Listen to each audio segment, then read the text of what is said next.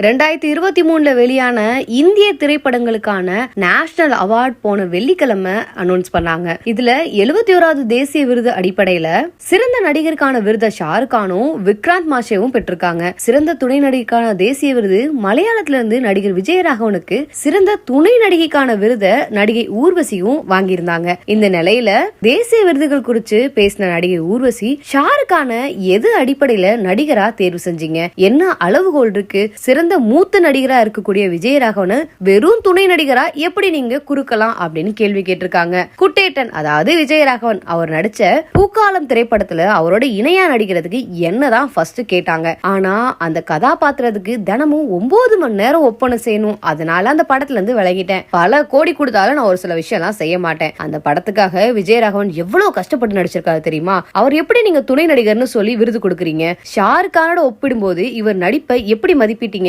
ஏன் இந்த வருஷம் சிறந்த நடிகைக்கான தேசிய விருது கொடுக்கல? என்ன நெறிமுறை? வேற ஏதாவது அளவுக்குள்ள தான் வச்சிருக்கீங்களா? தமிழ்ல நடிச்ச ஜே பேபி திரைப்படமும் சிறந்த நடிகைக்கான விருது பரிந்துரையில இருந்துச்சு.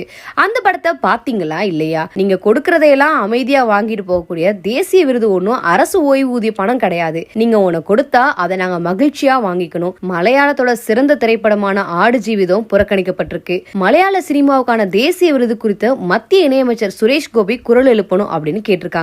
ஊர்வசியோட இந்த கோபமான குரல் மலையாள திரை ரசிகர்கள்ட்ட பெரிய வரவேற்பு பெற்றிருக்குன்னு தான் சொல்லணும். இந்த மாதிரி ஒரு சில விஷயத்தினால தேசிய விருது வாங்குறதுக்கு ஊர்வசி போவாங்களா மாட்டாங்களா அப்படின்றது கேள்விக்குறியா இருக்கு.